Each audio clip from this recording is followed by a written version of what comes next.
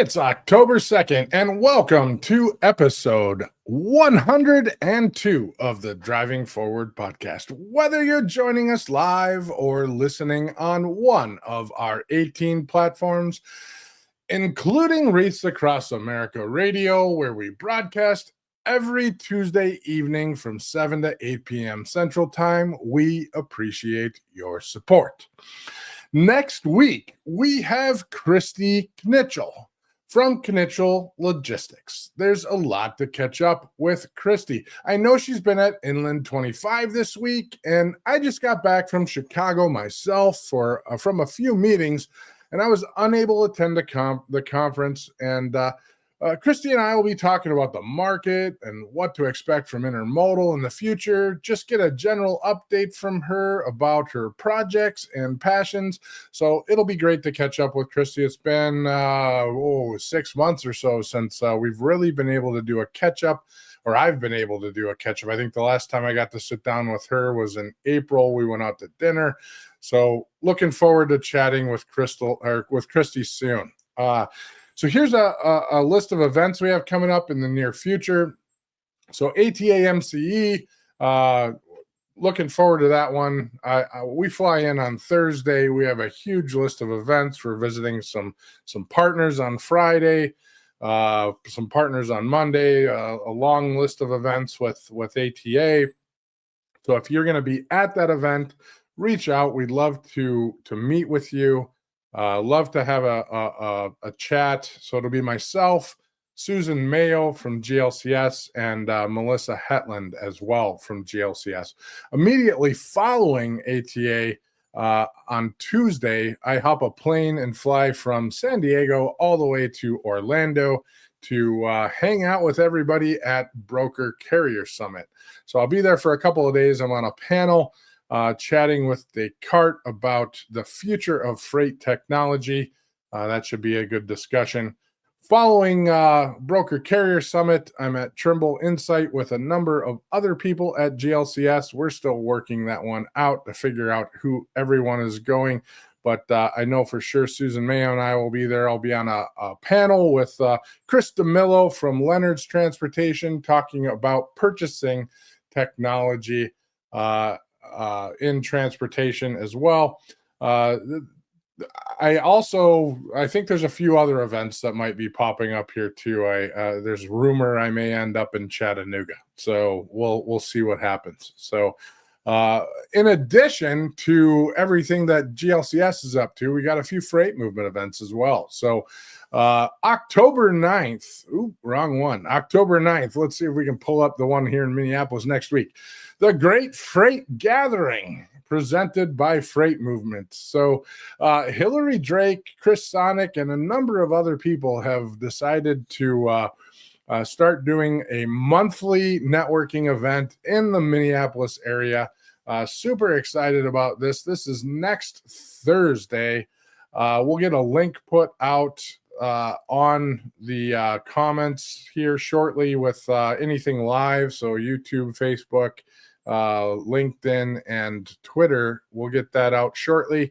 If you want to come and hang out with us, we'd love to see you all there. But Hillary Drake, Chris Sonic, and a number of other people here locally, and they're largely doing it under the Freight Movement brand. We're helping them out, helping promote it.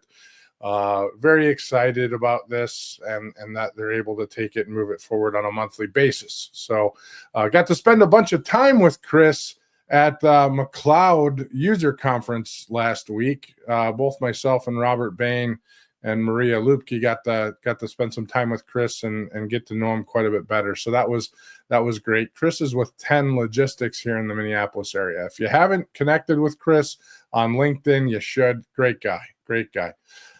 Following this in November, October.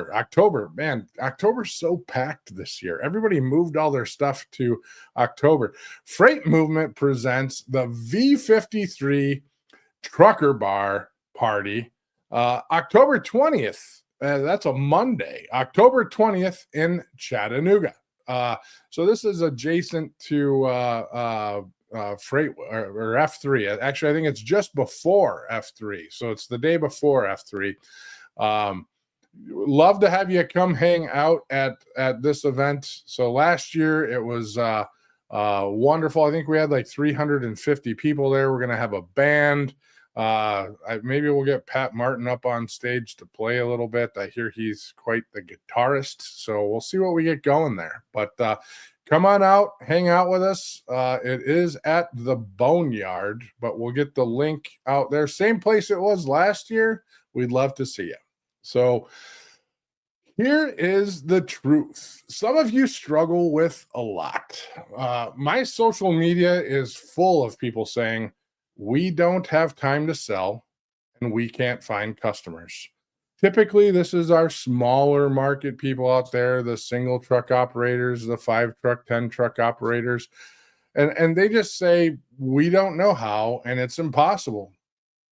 A lot of people that are saying this, though, aren't even operators. They're people that haven't built anything real and choose to be lazy. They choose to take easy routes. They're people who are influencers, and maybe you want to take a little caution on who you truly listen to. But the real answer is building a company doesn't allow you to be lazy. It requires a grind, and the first step of that grind is to acquire customers. I get it. Freight's choppy, phones are quiet, and you hear no a lot. But if you're going to spend energy telling yourself what can't be done, at least point that energy at the biggest target on the earth. Because there's a customer out there that buys every day, in every lane, in every season. They buy reefers and flatbeds, line haul and last mile, routine and surge. They're the world's largest customer, the United States government. And if you think they don't buy from the little guys, you're horribly wrong. They're required to buy from small businesses. They want dependable customers. They reward performance, and they call you back if you deliver. So today, we're done with impossible. We brought someone in who took that word, broke it apart, and built a company on the possible that remained. She went from ER trauma nurse to CEO of Integrity Global Logistics, turned her hard-won lessons into a training engine with Team Integrity Knowledge Center, and then built GovCon iSource, a practical toolkit so small fleets or companies can stop guessing and start winning. Clean paperwork, real pipelines, faster bids, on-time performance, and paid work. She's been on the show before, and every time she lights a fire under this audience. Carriers, brokers, and builders, if you're tired of waiting for the market to save you, listen in. This isn't just about a theory. Today is about executing an established blueprint to land government contracts and grow them further into a longer-term relationship to build your empire. Melanie Patterson, welcome back to Driving Forward.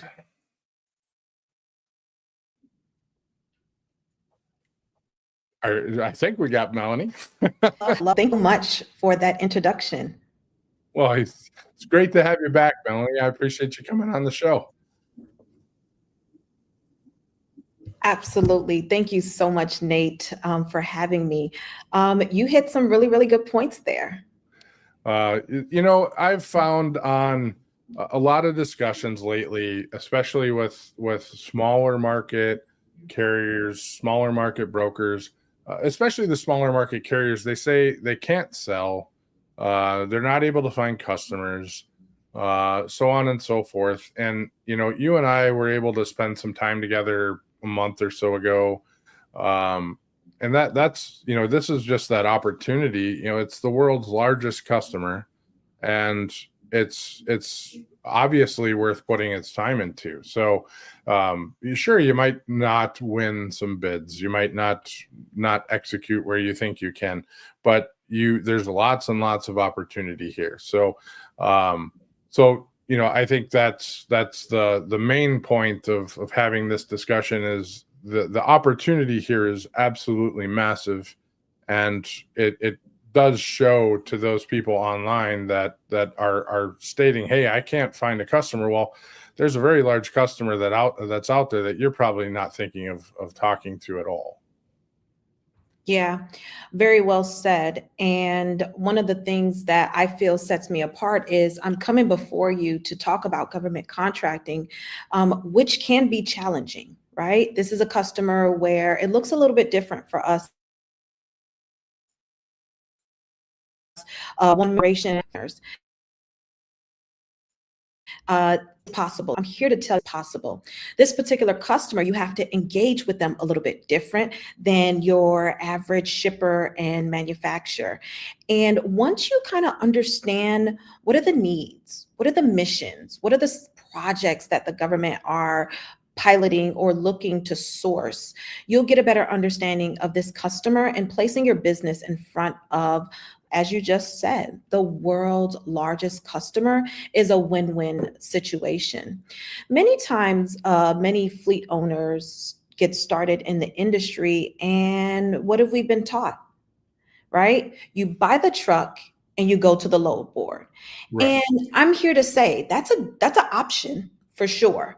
But is that the best option to build a business and scale a business? Maybe not, right? Because on average, about Well, 90% of freight is not on the load board. I'll interject there. That's not an option. I think that's a horrible option. I think anyone that Ooh, buys a truck without a customer is setting themselves up for a marginal business or failure. So that's my opinion. You go to any business school, you read any business book, and the first thing they say is determine who your customer is first. So, have that identified before you make a move. yeah, Who's going like to invest in dollars?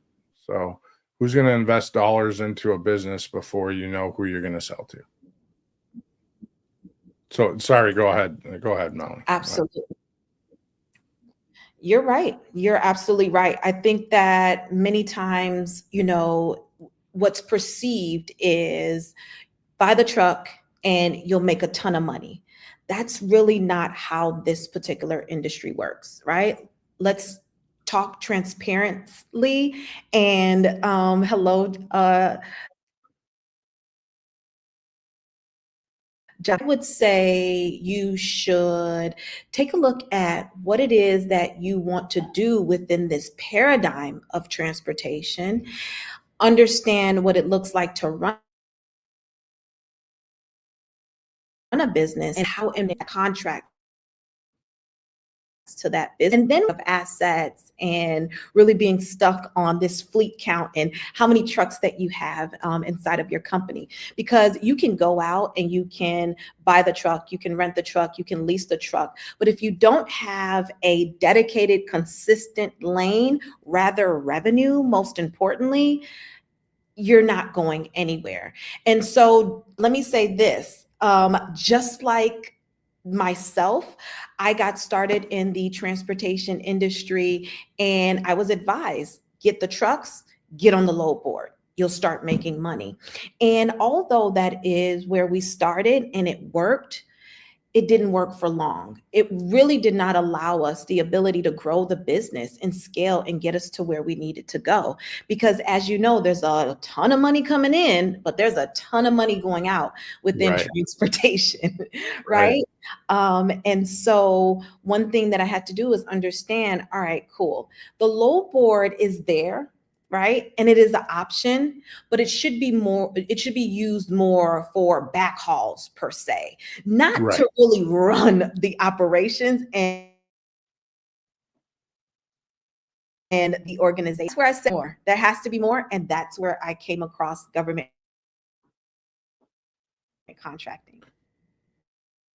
So we're definitely chopping up a little bit on your connection, a little bit more than I think we thought we would. So I'm going to ask a question, and if we cross over, then we do. But so a lot of small carriers assume that government contracts are out of reach and that they're small, they're too small to approach the government. And you've pointed out that the government buys everything, and they're required to buy, in some cases, business from or they're required to buy from small businesses first. So can you maybe explain that a little bit more on how that works? How do they look at working with small businesses over large businesses? Yeah, so right now the government is going through an overhaul. And so they're really addressing this in FAR Part 19. I won't dive too much into it, Sure. but they are, right? They are reviewing total small business opportunities. And so the SBA, right, the Small Business Administration, is in place by the feds to help to build, grow, and scale small businesses. SBA, Small Business Administration. Well, guess what, guys? We're not showing up for ourselves, right? And so a lot of these contract opportunities are being presented to medium and large size organizations because they're there and they're available. And so my initiative and one of my personal goals moving into 2026 is to show up in front of small business owners, small fleet owners, to showcase to them, hey, look, wait a minute. You have yourself in front of that's waiting to spend with you. And so speaking to the federal government having to spend with all, it goes to spend with small business owners. So also set asides and certified companies with certification. So your minority, your woman owned, your veteran owned, and they have goals that are set in place. Well, guess what? We haven't met our goals to date. Because we are either educated and unaware of what government contracting is and how we can easily onboard with this customer. And number two, we're intimidated. We have fear when we hear the word government contracting. But they're here to do business with you that are available for one truck operations, right? And then on the other side of that token is I want you guys to understand the government is not asking you what your fleet count is and how many trucks that you have. They're asking you, paint a picture for me. Let me know that you understand the mission. Let me know that you have the network, i.e. subcontractors, to help you to fulfill in this particular mission and this particular opportunity. And so I think that a lot of small fleet owners feel like, well, I only have one or two trucks. Government doesn't want me. Not so true, right? So if you think about municipal, local, and city opportunities, they're not looking for a 50 fleet operation, right? They're looking for you. They're looking for small business owners. And so that's where we come in to kind of educate people on what this really looks like. So once you get acclimated to all this, then, so I think that's well, I'm going to rewind that a little bit. That's the key right there. So you buy a truck, maybe you did go to the spot market, and now you're going, okay, I don't know what to do with this. I'm running around 100% spot market freight. I'm looking for a customer.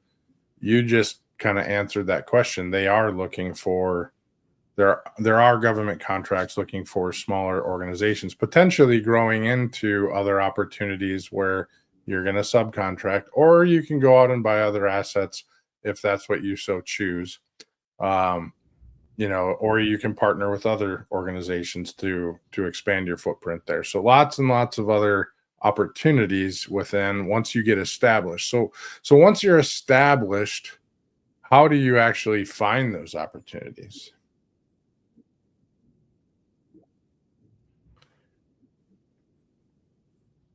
Yeah, great You- question. So I think you need to start with yourself as a leader.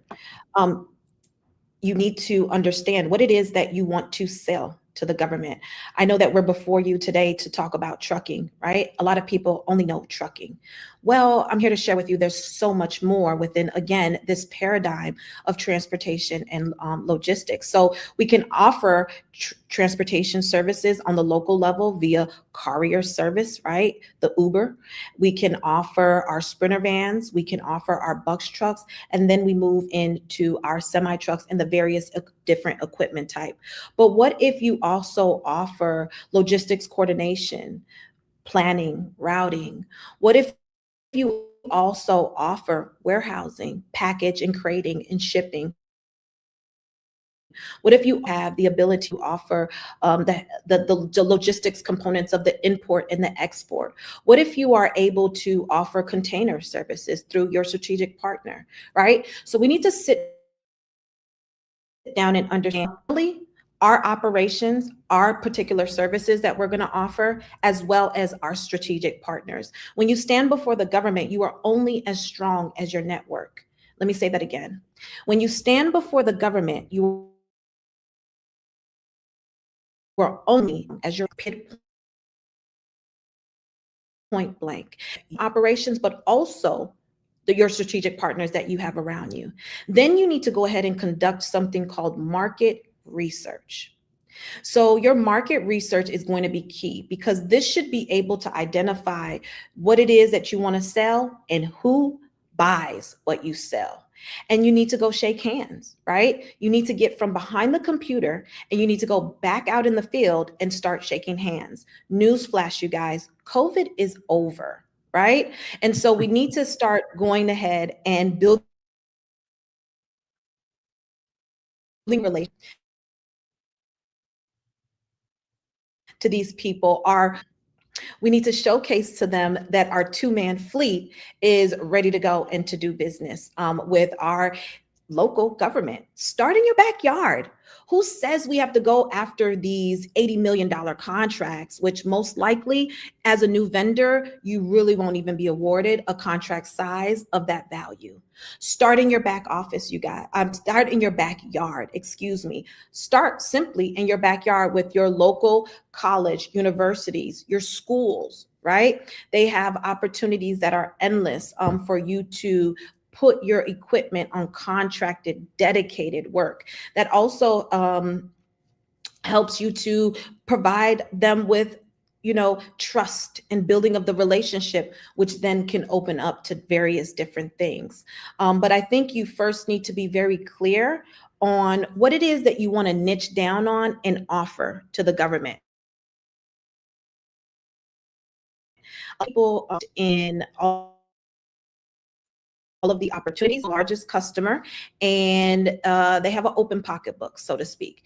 And so you get lost in the sauce, but I will tell you this, that if you niche down and you say, hey, look, I only offer waste management. Hey, look, I only have flatbeds and this is what I offer. And you execute in that lane, then it then opens up for you to then offer them with, global supply chain efforts and warehousing and storage and things of that nature. But I think you should start with understanding what it is that you want to offer and sell to the government and how you can add value. Right? From there, we need to start networking. We need to start building relationships. And then the last thing, you guys, you got to jump off the porch. You got to jump off the porch. You got to get off the hamster wheel. You have to move away from the low bid. Have to bid. You will not win unless you bid. And so you must start bidding on contracts and saying hello. So I think that's a good point. So when we were talking about a month ago, you said that a lot of people that learn how to do this, potentially don't actually take it the distance. And that's getting off that porch. That's taking the action. That's actually executing. So, and it's a grind, right? It's going out there. It's executing. It's hearing no. It's the continuation of trying. Eventually, you will get a yes. That is 100% true. You will not hear no every time, but you might hear no 100 times. That's sales. I mean, this is sales. No matter how government contracting is sales. We talked about it, and I said, well, I come from the postal world, so that was part of our sales. We used to do a lot of work for the post office, not to mention other areas as well. But that you certainly hear no a million times, but you have to go after it. And there's a lot of, at least in this particular case, you kind of get used to it. Some of it's structured the same, but you are ultimately having to go out there, get after it. You talked earlier, this isn't COVID anymore. You have to get out and sell. I think that's a huge a huge statement. So many salespeople today think that they can send an email and get a response. That's not necessarily the case. You need to get out there. You need to make the phone calls. You need to go shake the hands. You need to take the action that you did of old. And it's almost more so now today than it was before, that everyone, because of the down market, the differentiator may be the relationship. So Yeah. I can definitely agree with that, and that I call that out entirely. That's a big deal. In the case of government contracting, you called it earlier. A lot of this stuff is in your backyard. A lot of this stuff is low volume and can apply to a small company. A lot of it is. A lot of it is. Yeah, yeah. And then on the other side of it, a lot of it is very large projects, right? Right. We were the Illinois Emergency Management. Right? You guys are a small carrier or a medium-sized carrier. Every state has an emergency management operation. In the case of an emergency, a pandemic, we need transportation services, and we will use you as our vendor and our supplier, right? And so if you can imagine what would be required during COVID to man the whole state of Illinois, right? Right. At 100 hospital beds, right? And so that's where you then have to pull in some of your partners to fulfill in some of these contract opportunities for sure. I think the takeaway from this is to get started. Start massaging and nurturing the relationship of having the government as one of your customers. Will it happen overnight? No. Will it be worth it? Hell yes. And so where do we start? Where do we find these people? So naturally, you can, report to Apex, formerly known as PTAC, which is a free platform for you to get a better understanding of government contracting. But you want to kind of meet them where they're at. And so what's a good way to really make an impression? It is at networking events, which are public events that they have to source and find vendors just like you. And so these networking events are completely free. You have to remember that this is the federal government, and even on the state and city level, right? These are funded initiatives. And so most often it really doesn't even require upfront capital to start building of these relationships and networking. And so attending free industry days and networking events is great. But let me tell you what's really going to make a difference. Attending a meeting that you are not bidding on, but is it important to attend these pre-bid meetings? Because in that bid meeting, there's two people that meet. And so in a pre-meeting, you're going to prime your subcontractor mostly. And so this will be a great way for you to start shaking your hands with the prime contractor for subcontracting opportunities to build up your past performance. The next thing is to also start to make a soft introduction to stakeholders. And who are on a pre-bid meeting?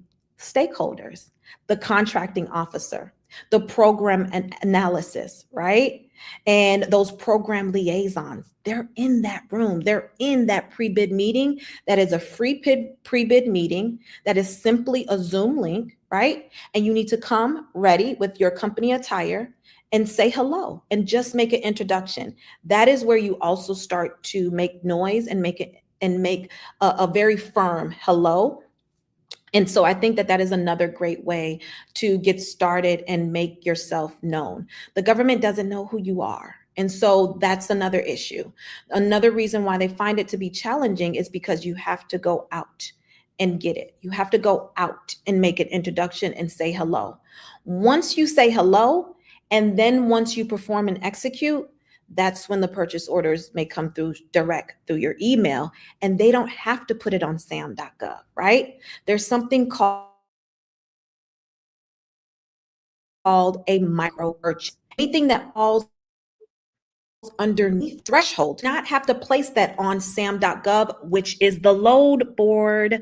All right. And so when you kind of can capture those opportunities before they go out to sam.gov, the load board, that really puts you in a better position as well. So I think we'll take a quick moment. We'll take a break for about a minute and a half. We'll come back. We'll talk about once you've established, I think you kind of got there with once you've established a contract, sort of what we start doing next. Maybe recap with where we've come through so far. But we'll be back in about a minute and a half. If you have any questions for Melanie, we'll be back shortly. If your fleet's downtime looks like chaos, you're missing out on GLCS. In the time-critical world of trucking and logistics, every minute counts. Meet GLCS, your expert partner in managed IT and technology services. We integrate seamlessly with your team, bringing seasoned IT professionals with deep trucking and logistics expertise. Imagine your software updates running smoothly, complex issues resolved quickly, and operations humming with efficiency. GLCS has your back. Our support doesn't just fix problems. It prevents them with our industry connections and proactive approach. We keep your trucks rolling and your brokers working. Think of us as the added resource your company needs to unleash its full potential. Visit glcs.net today and keep your business driving forward. GLCS, where efficiency meets expertise.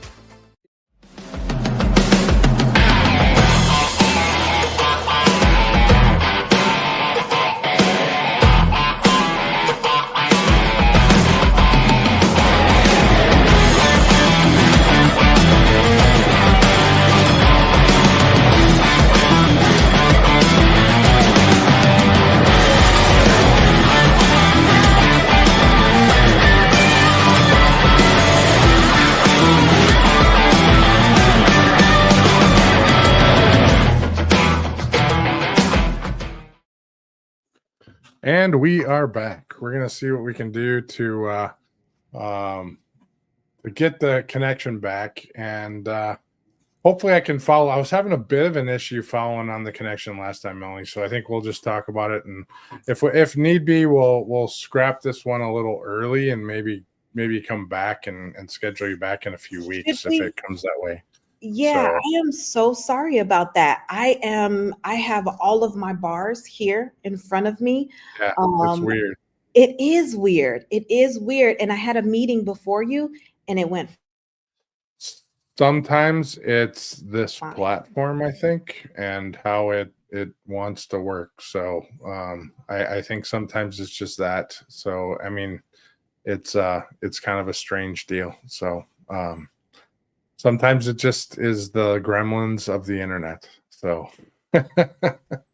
but we'll see what we can get through, and as long as I can follow. I'm so sorry, but I have.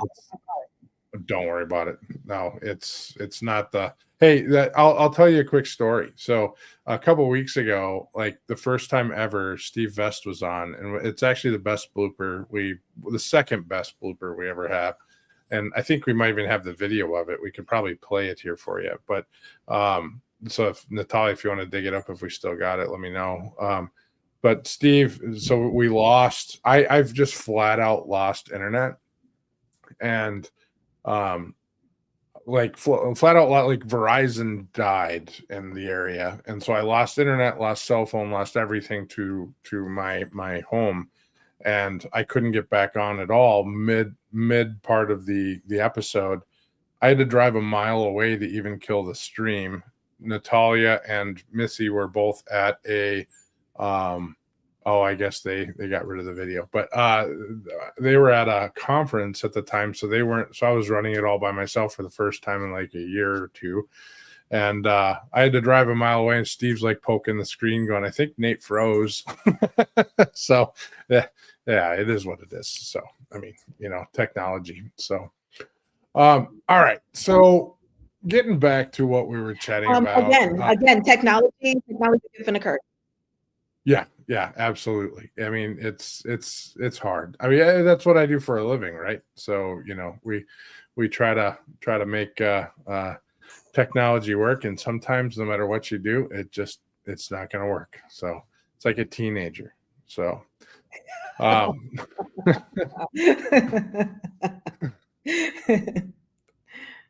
so all right. So I've been working. I finally get some relationships built, and I'm starting to get some contracts going. So how do you manage the growth? How do you find that you're able to scale your operations within, government contracting? So once you kind of get your foot in the door, what does it take to make it successful from there? So some of the concerns, I guess, where I'm going to call it out is, I'm going to bid on X, and then that might be a 2-year contract, but COVID hits, for example, and costs go higher, and now I'm exposed.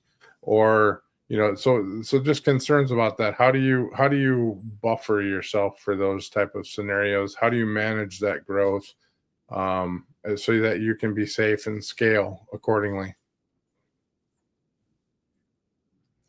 Yeah, I think the first thing that came to mind was something that was shared with me. Stay small enough, long enough until you can scale big enough. And so I think that we need to really truly understand what our operational cost is. Understanding your numbers is really where I think would help you to be most profitable. And then once again, leveraging of your network and your strategic partners would be key. I would say first, getting started with the government, you need to understand what may be required. And so let's just talk about it transparently. So you get paid on the back end side of government contracting.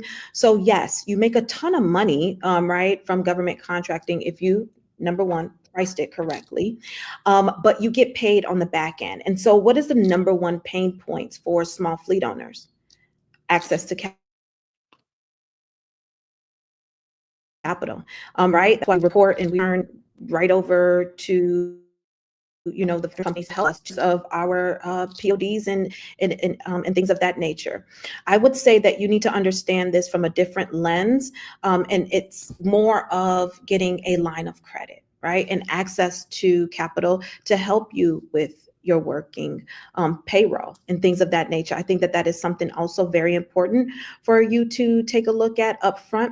And then the second bottleneck, pain point, challenge that we most experience as small fleet owners, small business owners overall, is a structured back office.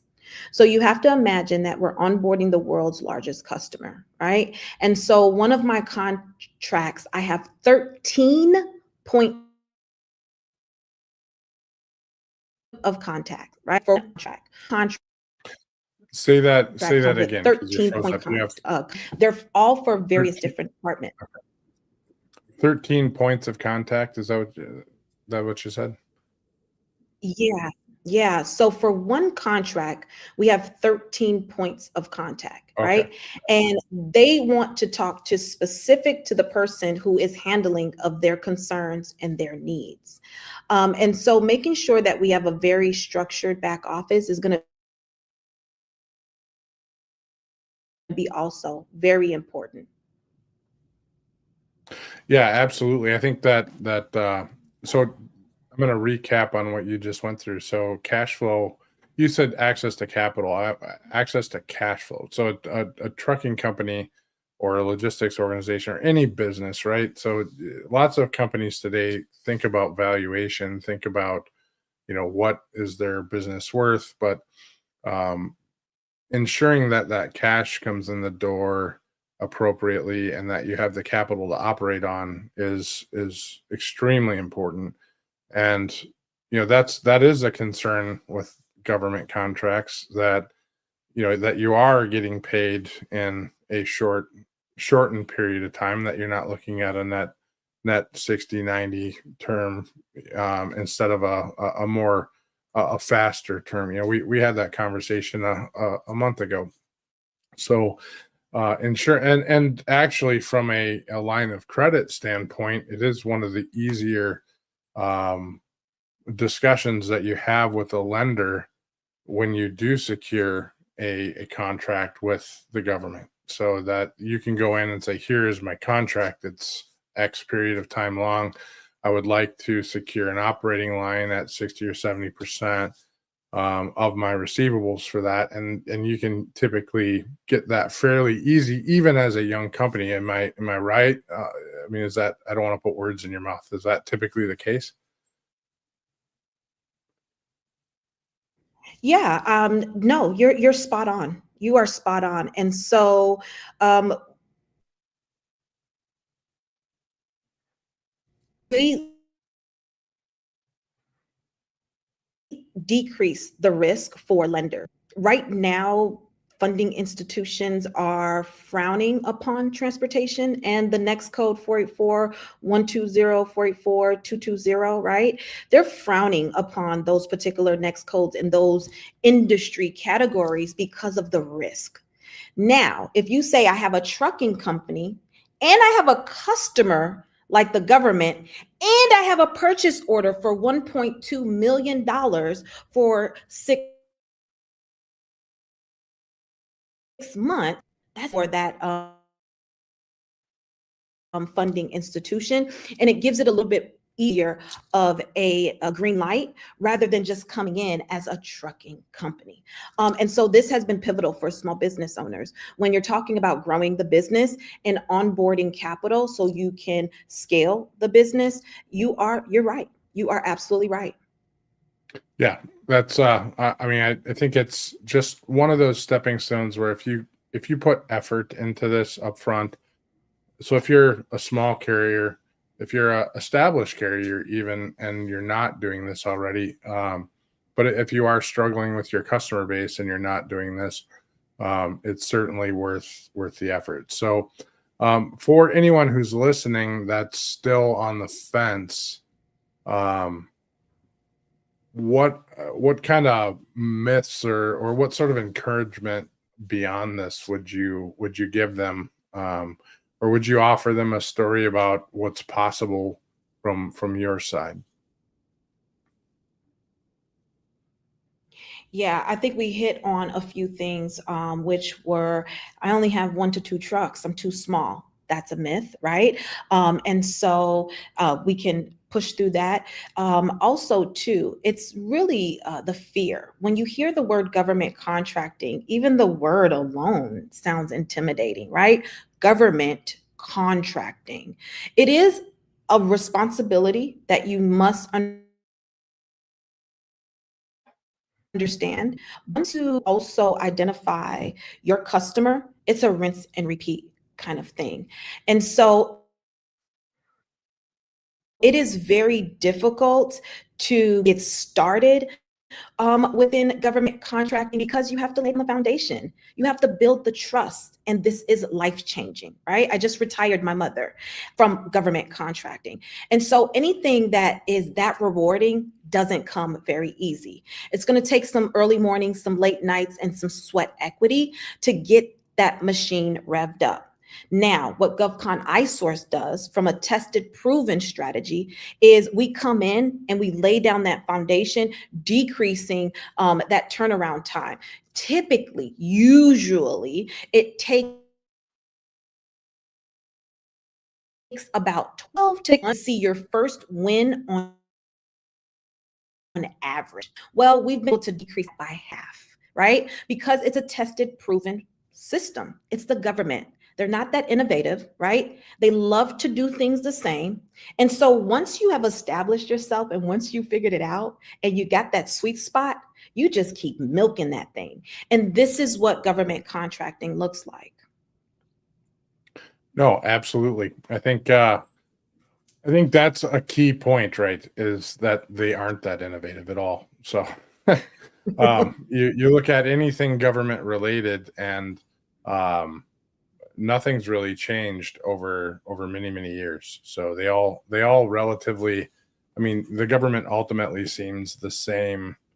We're seeing some change now, but many of the processes and procedures have largely stayed the same year over year over year. So once you get good at this, it typically stays the same, right? It's something that you'll see continue on and on, um, for many years. You've been in this now for how long? 10, 15 years? Yeah, so I've been in the game for about 10 years now. And it's kind of thing. And so we're before you talking about transportation, which for the government is contract. It does come with your onesie and twosies, as I call it. Hey, can you guys move this? Hey, can you guys take this somewhere, right? But on average for the government for transportation services, we're looking at a minimum of about 3 to 5 year contracts. They can take that up to 10 years maximum. And what would that look like for your small business right now? What would it look like if you obtain a government contract with consistent dedicated revenue Monday through Friday, or heck, even Monday, Wednesday, Thursdays, right? Every single month in and month out, you owe $75,000 is hitting your bank account every month for work, right? Just hypothetically speaking. That is a game changer for you. You can forecast, you can really look at what's up ahead, and then you can appropriately scale the business with a decreased risk on your end, right? Yeah, I mean, that is a huge game changer. When you know that any sort of dedicated business is a massive game changer for anyone, but the fact that you can approach this as a small organization and grow from there, build your company, whether you stay as a pure government contractor or you diversify into, you know, other customers as well, is your choice. But you just said it, this is guaranteed business forever, and that's something that you can build an empire on, right? That's something you can grow from zero to whatever number you're comfortable with. And I think that's the largest play here, which so many people do not know how to get over that first hump. Once you acquire your first customer, the second customer is a little easier, the third customer is a little easier. It's never easy, but the first is the toughest. The second is a little easier. So it doesn't ever get easy, but keeping those customers also is that's a whole nother episode. But That's the all. right.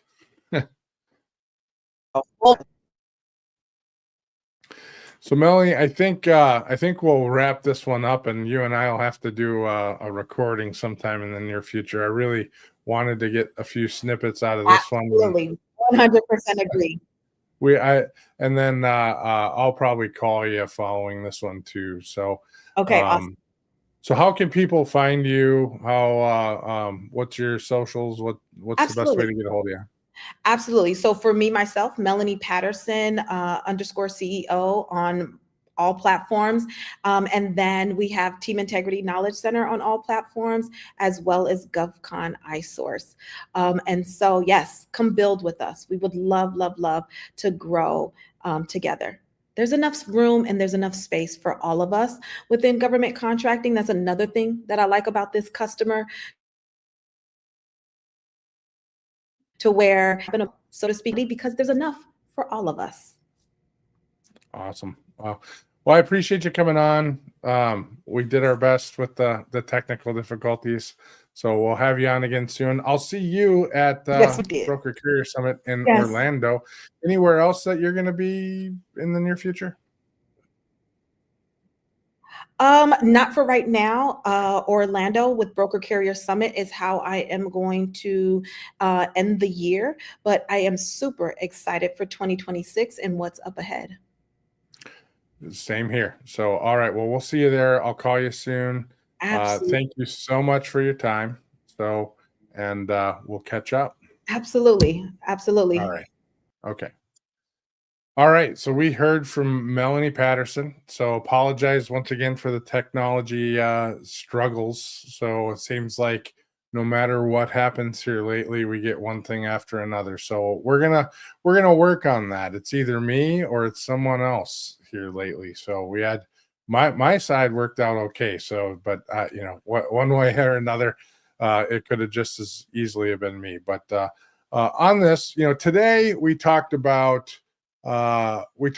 sales. We talked about the opportunities that you can have as a new organization or a small organization, and really anywhere. You don't necessarily just have to be in logistics here. You can be working anywhere in in any business. But if you're a trucking company, if you have one or two or three trucks and you're struggling establishing your core customer, the largest customer in the world, the United States government, is potentially that first customer for you or that core customer for you. You just have to know how to get to it. And Melanie Patterson is putting herself out there, helping you learn how to do that. So reaching out to Melanie and learning that is probably a good idea. It might be the difference of you wandering through the spot market for however long, or establishing your business and building it out. So I appreciate y'all listening in. We're going to call this one a little early today. Stay curious, stay informed, keep pushing the boundaries of what's possible. Until next time, drive forward with purpose and innovation. Thanks for watching.